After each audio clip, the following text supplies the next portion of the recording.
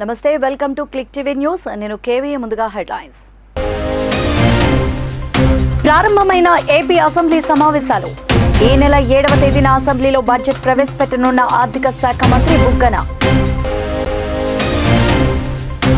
రానున్న ఎన్నికలు ఏపీ ప్రజల భవిష్యత్తు కోసమని ఎన్నికల్లో రాష్ట్రం గెలవాలని స్పష్టం చేసిన టీడీపీ అధ్యక్షుడు నారా చంద్రబాబు నాయుడు విద్యార్థులు బాగా చదువుకొని రాష్ట్రానికి తల్లిదండ్రులకు గొప్ప పేరు తేవాలని ఆకాంక్షించిన విద్యాశాఖ మంత్రి బొత్స సత్యనారాయణ రోడ్డు మీద దొంగతనాలు చేసేవారు డేటా ఎలా డిలీట్ చేయగలరని ప్రశ్నించిన మాజీ మంత్రి సోమిరెడ్డి చంద్రమోహన్ రెడ్డి ఇక డీటెయిల్స్ చూస్తే ఏపీ అసెంబ్లీ సమావేశాలు ఈ నెల 8వ తేదీ వరకు నిర్వహించాలని నిర్ణయించారు. గవర్నర్ ప్రసంగంతో ఏపీ బడ్జెట్ సమావేశాలు ప్రారంభమయ్యాయి. అనంతరం బీఎస్సీ సమావేశం జరిగింది. ఈ సమావేశంలో 8వ తేదీ వరకు సమావేశాలు కొనసాగాలంటూ నిర్ణయం తీసుకున్నారు. బీఎస్సీ సమావేశాన్ని టీడీపీ బహిష్కరించింది. గవర్నర్ ప్రసంగం సమయంలోనే టీడీపీ సభ్యులు నినాదాలు చేశారు. గవర్నర్ తన ప్రసంగంలో ప్రస్తావించిన అంశాలపైన అభ్యంతరం వ్యక్తం చేశారు. అసెంబ్లీలో గవర్నర్ స్పీచ్లో మధ్యలోనే వెళ్లిపోయిన టీడీపీ సభ్యులు లాబీల్లోనూ నినాదాలు చేశారు. ఆ తర్వాత బీఎస్సీ సమావేశాన్ని బహిష్కరించారు. స్పీకర్ అధ్యక్షతన జరిగిన ఈ సమావేశంలో అసెంబ్లీ నిర్వహణపైన చర్చించారు. రేపు గవర్నర్ ప్రసంగానికి ధన్యవాదాల తీర్మానంపైన చర్చించనున్నారు. చర్చ తర్వాత ముఖ్యమంత్రి జగన్మోహన్ రెడ్డి సమాధానం ఇవ్వనున్నారు. ఆ సమయంలో ఈ 5 ఏళ్ల కాలంలో రాష్ట్రంలో అమలు చేసిన సంక్షేమం, సామాజిక న్యాయం గురించి వివరిస్తారు. మేనిఫెస్టోలో ఇచ్చిన ప్రతి మాట అమలు చేసిన తీరును జగన్ వివరిస్తారని సమాచారం. Elegance for generations to come in the state of Andhra Pradesh. It stands as a testimony to my government's commitment to social justice, equality and empowerment. I am pleased to inform this august house that under the astute leadership of Honorable Chief Minister Shri Y.S. Jagan Mohan Reddy Garu, this pro-poor government has touched every section of the society, especially the underprivileged, vulnerable and those in need of support, be it the farmer, the unemployed youth, the auto driver, the weaver, senior citizens, women, children, or any other member who is socially and economically backward has benefited in one way or the other from my government. Novel schemes introduced in the education sector. Soon after assuming power, my government has noticed that the gross enrollment ratio in primary education in 2017 was 84.48% compared to the national average of 99.21% and identified the urgency of a policy intervention to address this issue with an intent to make sure that poverty does not prevent parents from educating their children. My government 64 రోజుల్లో TDP Janasena ప్రభుత్వం రాబోతోందని, ఈ ఎన్నికలు AP ప్రజల భవిష్యత్తు కోసమేనని, ఎన్నికల్లో రాష్ట్రం గెలవాలని స్పష్టం చేశారు మాజీ ముఖ్యమంత్రి నారా చంద్రబాబు నాయుడు. అనకాపల్లి జిల్లా మాడుగుల్లో రా కదలిరా బహిరంగ సభ నిర్వహించారు. ఈ సభకు టీడీపీ జనసేన నేతలు, కార్యకర్తలు, అభిమానులు పెద్ద ఎత్తున హాజరయ్యారు. ఈ సందర్భంగా చంద్రబాబు మాట్లాడుతూ 64 రోజుల్లో టీడీపీ జనసేన ప్రభుత్వం రాబోతోందని, ఈ ఎన్నికలు ఏపీ ప్రజల భవిష్యత్తు కోసమేనని, ఎన్నికల్లో రాష్ట్రం ప్రజలు గెలవాలంటూ చంద్రబాబు ఆకాంక్షించారు. రాష్ట్రంలో సైకో పాలన అంతం చేస్తే తప్ప భవిష్యత్తు లేదని, సైకో సీఎంను తన జీవితంలో ఎప్పుడు చూడలేదని చెప్పారు. బటన్ నొక్కుతున్నాన్ని జగన్ గొప్పలు చెప్తున్నాన్ని, బటన్ నొక్కుడు కాదు నీ బొక్కుడు సంగతి ఏంటి అంటూ చంద్రబాబు ప్రశ్నించారు. విద్యార్థులు బాగా చదువుకొని రాష్ట్రానికి తల్లిదండ్రులకు గొప్ప పేరు ప్రఖ్యాతులు తేవాలని రాష్ట్ర విద్యాశాఖ మంత్రి బొత్స సత్యనారాయణ కోరారు. కేజీ నుంచి పీజీ వరకు ప్రపంచ స్థాయి ప్రమాణాలతో ప్రభుత్వం రాష్ట్రంలో అత్యున్నత విద్యను అందిస్తోందని, దాన్ని సద్వినియోగం చేసుకోవాలని సూచించారు. సుమారు 8 కోట్లతో నిర్మించిన చీపురుపల్లి జీబీఆర్ ప్రభుత్వ పాలిటెక్నిక్ కళాశాల నూతన భవనాన్ని ప్రారంభించారు. ఈ సందర్భంగా ఏర్పాటు చేసిన సభలో మంత్రి బొత్స మాట్లాడారు. విద్యార్థులు విద్యాభ్యాసం జరుగుతున్న సమయంలోనే జీవితానికి ఒక లక్ష్యాన్ని నిర్దేశించుకోవాలని సూచించారు. అభివృద్ధి చెందాలనే తపన ముఖ్యమంటూ ఆయన స్పష్టం చేశారు. విద్యార్థులు అధ్యాపకుల సమస్యలను అడిగి తెలుసుకున్నారు. కార్యక్రమంలో MP Bellana Chandrasekhar, joint collector K Karthik, assistant collector Venkat, RJD Satyanarayanamurthy, RDO B Shanti, MPP I Venkata Narasamma, ZPTC V Sirisha, tahsildar N Prasadarao, MPDO D Swetha, ఇతర అధికారులు, మండల నాయకులు పాల్గొన్నారు.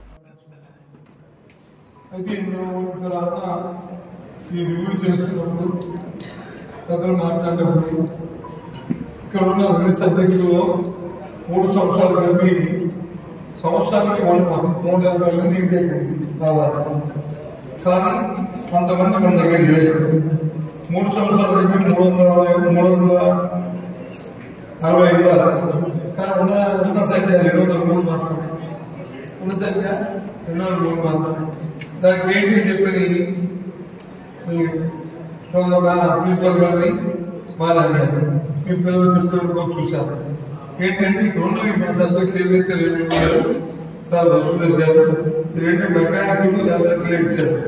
మీరు ఎందుకు చెప్పారు ఈ 2 ఫుల్ అవ్వలేదు, మళ్ళీ కొత్త ఇస్తే ఏమవుతాయంటే ఏదైతే పబ్లిక్ లో మార్కెట్ లో దేనికైతే క్రేజింగ్ ఉంటుందో, ఏదైతే ఇప్పుడు వచ్చి స్టూడెంట్స్ వచ్చి కోరుకొని తర్వాత ఆపర్చునిటీ ఉంటాయో వాటిని ఆ కోర్సెస్ ఉంటే ఎప్పటికీ ఉంటుంది.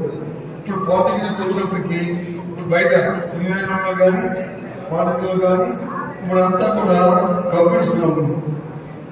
దయచేసి కంప్యూటర్స్ ఒక సబ్జెక్ట్ కూడా వచ్చే సంవత్సరం మనం తెలుసుకుంటే దానికి డిమాండ్ ఉంటుంది. తప్పకుండా ప్రాంతం వరకు వచ్చి మనం మంచి చదువుతాం. దాంతోపాటు సివిల్కి సంబంధించి పాలిటిక్స్ సంబంధించి మళ్ళీ ముఖ్యమంత్రి వైఎస్ జగన్మోహన్ రెడ్డి సైనికుడిగా తన్ను ఆదేశించగానే నర్సరావుపేట ఎంపీగా వెళ్లేందుకు అంగీకరించారని సోషల్ మీడియాలో ప్రచారం చేసేవన్నీ వాస్తవాలు కాదని మాజీ మంత్రి నెల్లూరు నగర ఎమ్మెల్యే అనిల్ కుమార్ యాదవ్ పేర్కొన్నారు. నెల్లూరు నగరంలోని రాజన్న భవన్ వద్ద ఆత్మీయ సమావేశం జరిగింది. ఈ సమావేశానికి ముఖ్య అతిథిగా హాజరైన అనిల్ కుమార్ యాదవ్ మాట్లాడారు. తాను పోటీ చేసినప్పుడల్లా అనిల్ ఓడిపోతారని, రకరకాల ప్రచారాలు చేశారని, కానీ కసిగా పనిచేసే విజయం ఎలా ఉంటుందో వారికి రుచి చూపించానన్నారు. తన్ను ఎంత అనగదొక్కాలనుకున్నా లేచానన్నారు. నెల్లూరు నగర నియోజకవర్గం నుంచి ముస్లిం మైనార్టీలకు సువర్ణ అవకాశం వచ్చిందని, 2024 శాసనసభ ఎన్నికల్లో ప్రస్తుత డిప్యూటీ మేయర్ నెల్లూరు నగర వైసీపీ అభ్యర్థి ఖలీల్ అహ్మద్ను ఖచ్చితంగా అందరి సహాయ సహకారాలతో శాసనసభకు పంపిస్తానన్నారు. ఎవరికి కూడా చాలా మంది మాకు చెప్పలేదు అంటారు. ఎస్, కొన్ని నిర్ణయాలు పైన తీసుకునేటప్పుడు కొంచెం లాస్ట్ మూమెంట్ దాకా ఆలోచించి తీసుకుంటారు. తర్వాత ముఖ్యమంత్రి గారు పలానా మించి పెడతామని చెప్పిన తర్వాత ఈరోజు మనం ఖలీల్ని అభ్యర్థన చేసుకున్నాం. చాలామంది అన్నారు, ఇక్కడున్న అందరినీ నేను ఒకటి అడుగుతా ఉన్నా, ఇతర సామాజిక వర్గాల్లో ఇక్కడున్న నా కార్యకర్తలు, నాయకులు, సోదరులందరూ ఆలోచన చేయాల్సిన ప్రతి ఒక్కరూ కూడా ఇది జగనన్న ఇచ్చిన మాట. ఈరోజు ఖలీల్ని ఈరోజు మన ముందుకు పంపించాడు. ఈరోజు ప్రతి ఒక్కరు ఆలోచన చేయండి. ఈరోజు ఒక ముస్లిం అభ్యర్థికి ఈరోజు నెల్లూరు జిల్లాలో ఒక టికెట్ ఇచ్చాడు. ఈరోజు జగనన్న ముఖ్యమంత్రిగా ఈరోజు ఉన్నాడు అంటే ఈరోజు ముస్లిం సమాజం 85 నుంచి 90% వరకు ఈరోజు జగనన్నకి వెన్నుగా ఈరోజు ఉంది. ఈరోజు 2014లో కూడా, 2019లో కానీ, 2024లో కానీ గర్వంగా కూడా చెప్తాం. ఇక్కడున్న ఎంతమంది నాయకులు, కార్పొరేటర్లు కానీ మనం పోటీ చేసేవాళ్ళం. మన వార్డులో 1000 ఓట్లు ముస్లిం ఉన్నాయంటే అన్నీ కూడా మన పార్టీ ఓట్ల కింద లెక్కెడతామంటే ముస్లిం సోదరులు వైఎస్ఆర్ కాంగ్రెస్ పార్టీకి ఎప్పుడు కూడా ఒక వెన్నెముకగా ఉండే, జగనన్నగా అండగా ఉండేవాళ్ళు. ఈరోజు నెల్లూరు జిల్లాలో ఒక సీటు ఇద్దామని చెప్పినప్పుడు ఈరోజు మన అందరం కూడా చాలామంది మాట్లాడే వాళ్ళందరినీ కూడా ఒకటే కోరుతా ఉన్నా. 10 నియోజకవర్గాలు ఉన్నాయి ఈరోజు నెల్లూరు జిల్లాలో. ఈ 10 నియోజకవర్గాల్లో ప్రతి శాసనసభ్యుడు మనం జగనన్న ఆశీస్సులతో గెలుస్తున్నాం, జగనన్న అండదండలతో గెలుస్తున్నాం అంటే ఈ 10 నియోజకవర్గాలలో కూడా తప్పకుండా ముస్లిం సోదరులు మనకి వెంట నడవబట్టి ఈరోజు మనం వైఎస్ఆర్ కాంగ్రెస్ పార్టీ జెండాని రెపరెపలాడిస్తూ ఉన్నాం. అట్లాంటి వర్గానికి ఈరోజు జగనన్న ఆ రోజు మేయర్ ఇచ్చినది జగనన్న ఇచ్చాడు. ఈరోజు శాసనసభ్యుడిగా ఈరోజు పంపించడం కూడా జగనన్న ఇచ్చాడు. ఈరోజు గెలిపించుకోవాల్సిన బాధ్యత మన మీద ఉంది అని ఈరోజు ప్రతి ఒక్క నాయకుడికి, ప్రతి ఒక్క కార్యకర్తకి కూడా చెప్తా ఉన్నా. ఈరోజు మనం ఖలీల్ భాయ్ని పెట్టినప్పుడు నిజంగా గర్వపడండి. 100 కోట్లు ఉన్నవాడిని వల్ల జగనన్న 100 కోట్లు పెడతామని రాలా. ఒక సామాన్యుణ్ణి మన మధ్య ఉన్నవాడిని, మన ఒక కార్యకర్తని, మన కోసం కష్టపడిన వాడిని ఇచ్చినాడు ఖలీల్ భాయ్ని. ఇక్కడున్న నాయకుల్ని, కార్యకర్తలను అడుగుతున్నా, గేట్లు దాటి గంటలు తరబడి ఉన్న నాయకుల్ని కోరుకుంటామా? మీ మధ్యన నిలబడి మీతో కలిసి పెరిగి మీరు పేరు పెట్టి పిలవగలిగి మీరు నేరుగా మాట్లాడగలగలిగి మీరు భుజం మీద చేయగలిగిన ఖలీల్ భాయ్ని అండగా నడిచి రేపు విజయాన్ని అందిస్తామనే ఆలోచన మాత్రం ఇక్కడ ఉంచండి. ఈరోజు వాడు ఎంతో డబ్బులు పెడతాను ఇదో అంటాడు, అది 4 రోజులు అయిపోతాయి, తర్వాత వాడు మనకి దొరకడు. కానీ ఒక సామాన్యుణ్ణి గెలిపించుకొని తోడ కొడితే ఆ కిక్కే వేరని చెప్పి మీ అందరికీ తెలియజేస్తాను. ఎవడన్నా పోతాడబ్బా డబ్బులున్న వాళ్ళు వెనకాల, నేను 5 లక్షలు ఇస్తాను, 10 లక్షలు ఇస్తాను, నేను కొంటాను అని చెప్తుండొచ్చు, 4 రోజులు పరుగులు తీయొచ్చు, కానీ 5 సంవత్సరాలు వాడు కనిపిస్తాడో తెలియదు. కానీ ఒక్కసారి ఆలోచించేయండి, గెలవలేడు, ఓడిపోతాడు అని టీ బొంకుల దగ్గర మాట్లాడుతున్న ప్రతి నియోజకవర్గంలోనూ ఎక్కడెక్కడ రొమ్ములు తెచ్చుకొని మాట్లాడుతున్న వాళ్ళందరికీ కూడా గెలిపించి ఖలీల్ భాయ్ని మన ఎమ్మెల్యేగా పంపిస్తే ఆ కిక్ ఉంటుందే. ₹1 కోటి ఇచ్చినా కూడా ఆ కిక్కు రాదని చెప్తున్నా. ఏమన్నా ఉంటాయి, నేను ఒకటే చెప్తా ఉన్నా, 15 సంవత్సరాల్లో నాతో కోపపడిన వాళ్ళు ఉన్నారు, నేను తిట్టిన వాళ్ళు ఉన్నారు, అందరం అయినా కూడా లాస్ట్కి కలిసిపెట్టే కుటుంబంలాగా ఉన్నాం. ఈరోజు నా వల్ల 15 సంవత్సరాలలో ఇక్కడ ఉన్న వాళ్ళే కాదు, లేని వాళ్ళు కూడా నా వల్ల నేను బాధ పెట్టుండి, నేను శోభ పెట్టుంటే ఇక్కడున్న అందరి సాక్షిగా కూడా శిరస్సు వంచి ప్రతి ఒక్కడికి కూడా క్షమాపణ చెప్తా ఉన్నాను. ఎటువంటి బేషరత్తు లేకుండా చెప్తా ఉన్నా, అందరినీ కూడా క్షమించమని చెప్తున్నా. ఎవరైనా మనసు బాధ పెట్టుంటే, నేను తెలిసి కానీ బాధ పెట్టి కానీ ఇబ్బంది కానీ పెట్టు ఉంటే క్షమించమని మాత్రం అడుగుతూ ఉన్నా. ఇంతకన్నా నేను అడగలేను కూడా. ఈరోజు network of positive people society ఆధ్వర్యంలో న్యూ శ్రీకాకుళం బ్లడ్ బ్యాంక్ వారి సౌజన్యంతో 60 మంది దీర్ఘకాలిక వ్యాధితో బాధపడుతున్న చిన్నారులకు మరియు పెద్దలకు పౌష్టికాహారం పంపిణీ కార్యక్రమం నిర్వహించారు. కార్యక్రమానికి ముఖ్య అతిథులుగా పూడి తిరుపతిరావు, బీజేపీ రాష్ట్ర అధికార ప్రతినిధి Attada Ravi Babji, social worker doctor మంత్రి వెంకటస్వామి, ఫౌండేషన్ సభ్యులు తదితరులు పాల్గొన్నారు.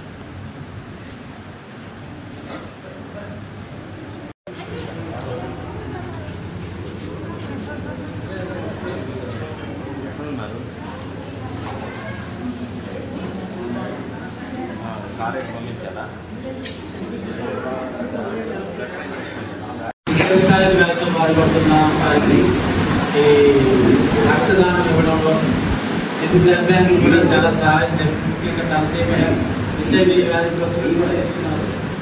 బ్లడ్ బ్యాంక్ నరేంద్ర మోడీ గారి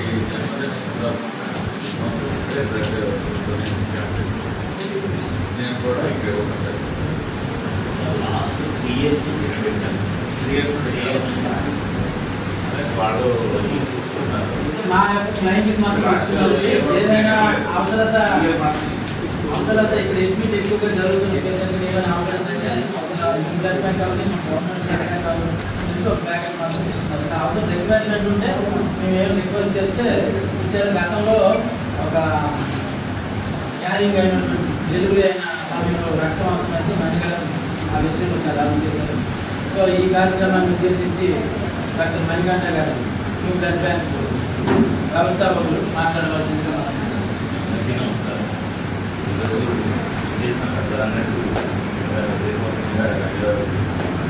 ఎందుకంటే సొసైటీలో మనం కలుపుకొని ఉన్నాం భరిస్తూ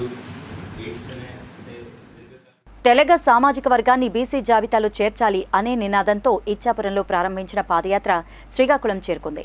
ఈ సందర్భంగా తెలగ సంఘం పాదయాత్రలో శ్రీకాకుళం నియోజకవర్గం తెలుగుదేశం పార్టీ ఇన్ఛార్జ్ మాజీ ఎమ్మెల్యే గుండా లక్ష్మీదేవి పాల్గొని మాట్లాడారు. గతంలో టీడీపీ అధికారంలో ఉన్న సమయంలో కొంతమేర తెలగ కులస్తులకు ప్రాధాన్యత కల్పించామని శ్రీకాకుళం మాజీ ఎమ్మెల్యే గుండా లక్ష్మీదేవి తెలిపారు. తెలగాలను ఓసీ జాబితా నుంచి బీసీల్లో చేర్చేందుకు 2024 టీడీపీ మేనిఫెస్టోలు చేర్చేందుకు తన వంతు ప్రయత్నం చేశానన్నారు. మీ వినతిని జాతీయ అధ్యక్షులు చంద్రబాబు నాయుడు, నారా లోకేష్, రాష్ట్ర అధ్యక్షులు అచ్చెన్నాయుడుల దృష్టికి తీసుకువెళతానన్నారు. తెలగ కులస్తుల న్యాయపరమైన పోరాటానికి తమ మద్దతు ఉంటుందని తెలిపారు.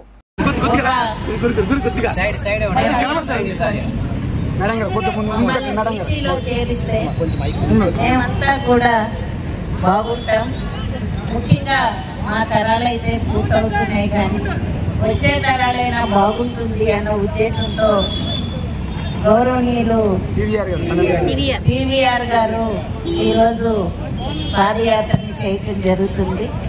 ఇచ్చాపురం నుంచి పాయకరావుపేట వరకు ఆయన పాదయాత్రగా చేస్తూ మొత్తం తెలగా కులం అంతా కూడా ఏకమై ఎవరైతే వారికి సహాయ సహకారాలు అందిస్తారో వారికి పూర్తి మద్దతు తెలియచేయటానికి ఈరోజు వారి ప్రయాణం ముందుకు సాగుతుంది.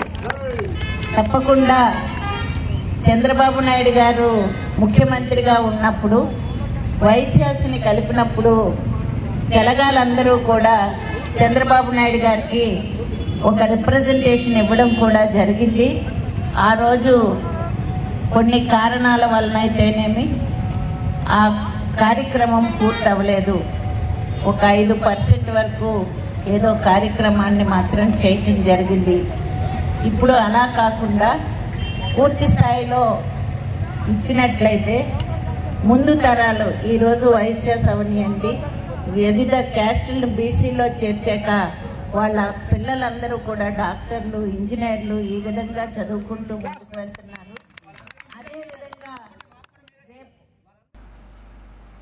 తెలిసో తెలియకో చేసిన తప్పుల వల్ల సమాజంలో రౌడీ షీటర్స్గా ముద్రపడిన యువకుల్లో పరివర్తన రావాలని, ఇప్పటికైనా వారి నడవడికలో మార్పు రావాలని 2వ పట్టణ సర్కిల్ ఇన్స్పెక్టర్ ఉమా మహేశ్వరరావు అన్నారు. స్థానిక పోలీస్ స్టేషన్లో పట్టణంలోని రౌడీ షీటర్లందరికీ అవగాహన కల్పించేందుకు అవగాహన కార్యక్రమాన్ని ఏర్పాటు చేశారు.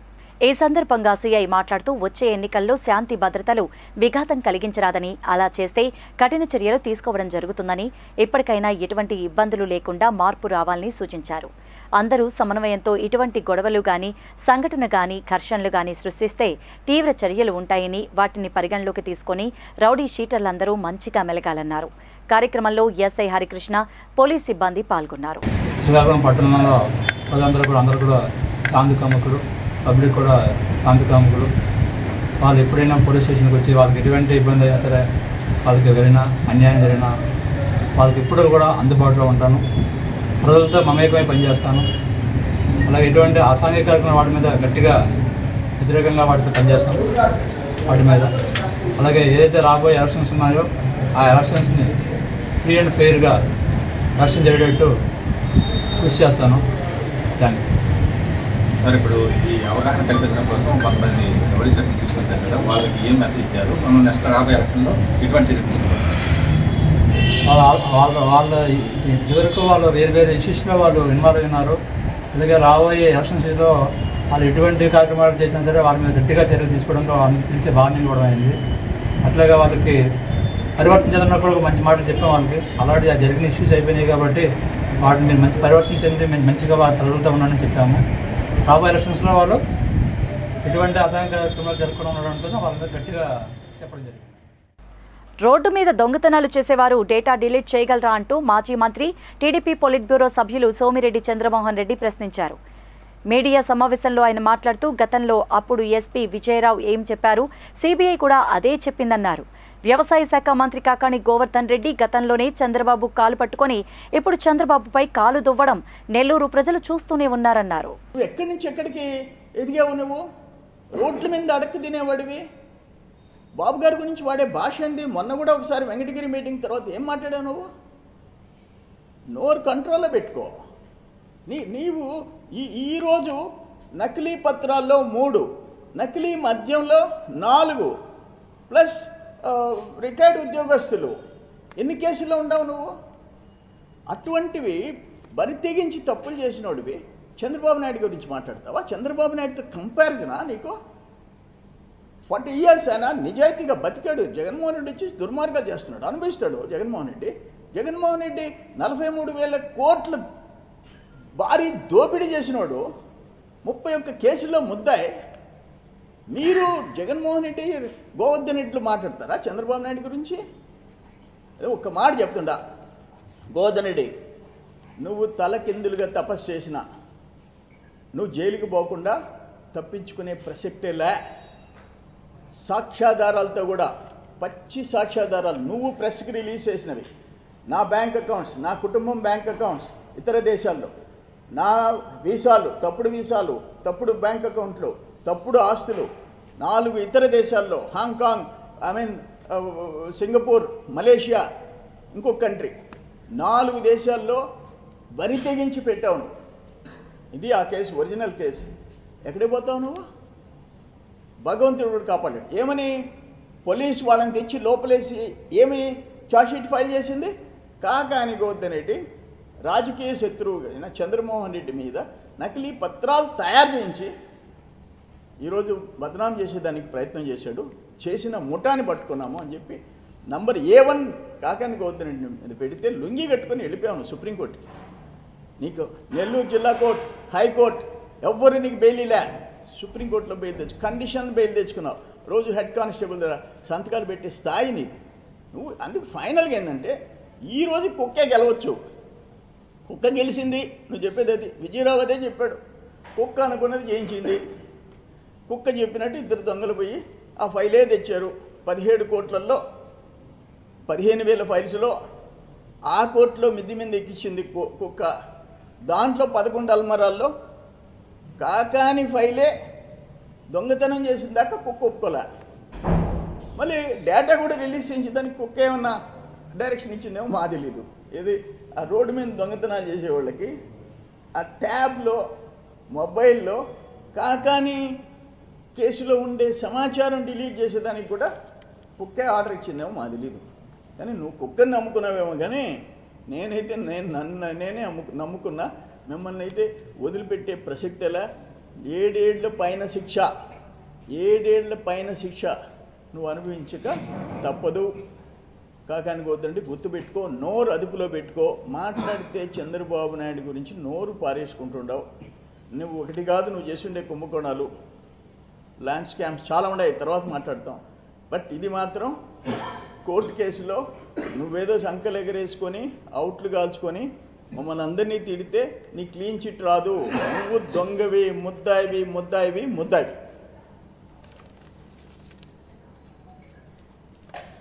గత టీడీపీ ప్రభుత్వంలో నెల్లూరు నగరం 90% అభివృద్ధి చెందిందని, తర్వాత వచ్చిన వైసీపీ ప్రభుత్వంలో నెల్లూరు నగరం నాశనమైందని మాజీ మంత్రి పొంగూరు నారాయణ స్పష్టం చేశారు. నెల్లూరు నగరంలో బాబు షూరిటీ భవిష్యత్తు గ్యారంటీ కార్యక్రమంలో పాల్గొన్న ఆయన మీడియాతో మాట్లాడారు. టీడీపీ హయాంలో అభివృద్ధి పదంలో ఉన్న నెల్లూరు నగరం ఇప్పుడు మురికి కూపంగా మారిందని, స్మార్ట్ సిటీగా నిలవాల్సిన నెల్లూరును వైసీపీ ప్రభుత్వం అట్టడుగు స్థానానికి దిగజార్చిందంటూ మండిపడ్డారు. వచ్చే ఎన్నికల్లో టీడీపీ జనసేన ప్రభుత్వంలో నెల్లూరు నగరాన్ని స్మార్ట్ నగరంగా తీర్చిదిద్దుతామని హామీ ఇచ్చారు. ఈరోజు నెల్లూరులో భవిష్యత్ గ్యారంటీ ప్రోగ్రాంగా 16వ డివిజన్లో ఈ ప్రోగ్రాం స్టార్ట్ చేసాం. ఈరోజు మార్నింగ్ ఇప్పుడు యాక్చువల్గా పావని అపార్ట్మెంట్లో యాక్చువల్గా ఈరోజు స్టార్ట్ చేసాం. ఇన్ని రోజులు నేను నెల్లూరులో స్లమ్స్ అయినటువంటి సర్వేపల్లి కెనాలు, బన్నా కెనాలు పక్కన ఆ కట్టల మీద ఉండేవాళ్ళు, జాఫర్ కెనాలు, ఇలా యాక్చువల్గా ఎక్కడైతే పేదలు నిరుపేదలు ఉండారో వాటిలో ఆల్మోస్ట్ 90% తిరిగాను. కొన్ని దగ్గర 2 సార్లు 3 సార్లు కూడా తిరిగా.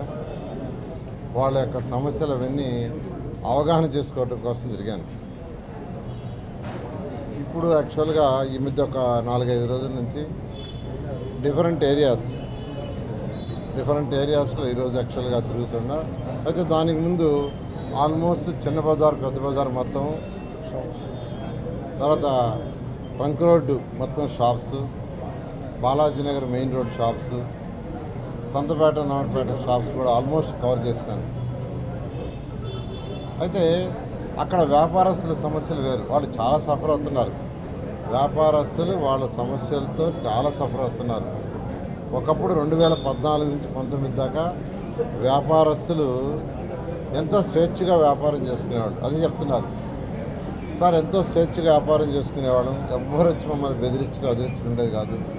ఇప్పుడు ఏ పని చేయాలన్నా పర్మిషన్ తీసుకోవాలి, నాయకుల పర్మిషన్. ఇప్పుడు కూడా నాయకులు ఉండేది పాలసీ డెసిషన్స్ చేయడానికి, పార్లమెంట్లో కానీ అసెంబ్లీలో కానీ లేదా మున్సిపల్ కార్పొరేషన్లో కానీ నాయకులు ఎలక్టెడ్ నాయకులు, ప్రజల చేత ఎన్నుకోబడిన నాయకులు పాలసీలు చేయాలి.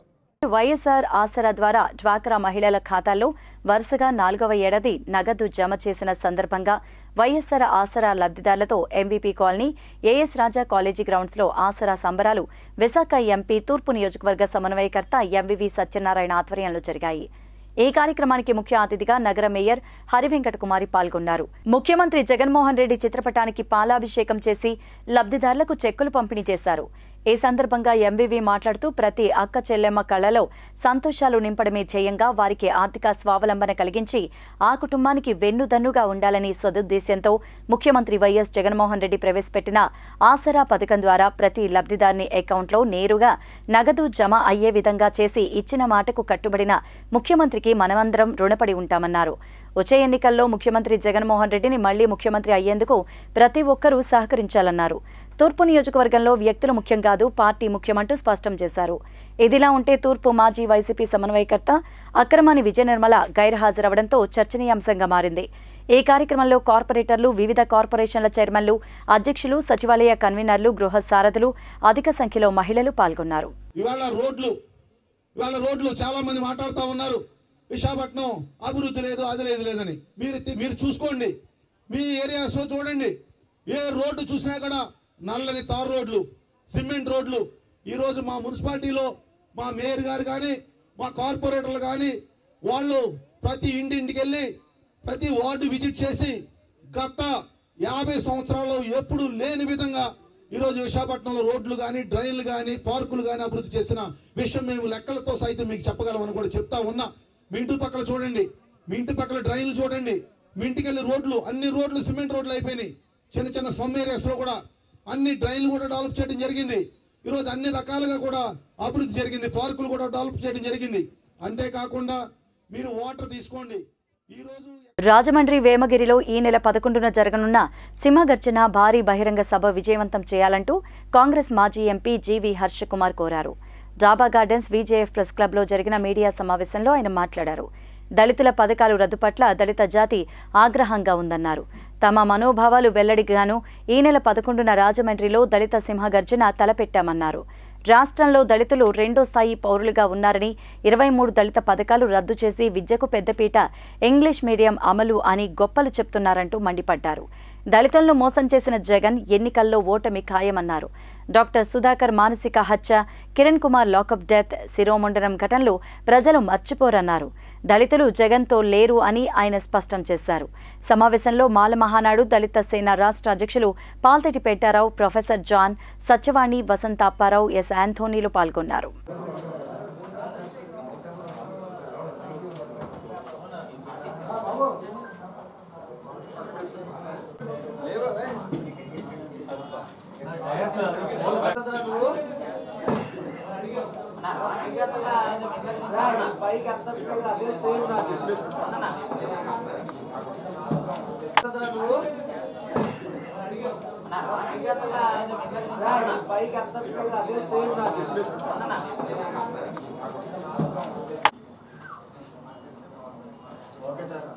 ఓకే, బులెటిన్ ముగించే ముందు హెడ్లైన్స్ మరోసారి. ప్రారంభమైన ఏపీ అసెంబ్లీ సమావేశాలు. ఈ నెల 7వ తేదీన అసెంబ్లీలో బడ్జెట్ ప్రవేశపెట్టనున్న ఆర్థిక శాఖ మంత్రి బుగ్గన. రానున్న ఎన్నికలు ఏపీ ప్రజల భవిష్యత్తు కోసమని ఎన్నికల్లో రాష్ట్రం గెలవాలని స్పష్టం చేసిన టీడీపీ అధ్యక్షులు నారా చంద్రబాబు నాయుడు.